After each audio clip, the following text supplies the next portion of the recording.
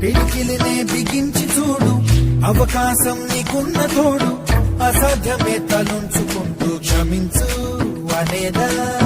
రేపుందని లోకాన్ని నమ్మి అలసటతో ఆగదు భూమి, గిరాగిరా తిరిగేస్తుంది క్రమంగా మనస్థిరంగా.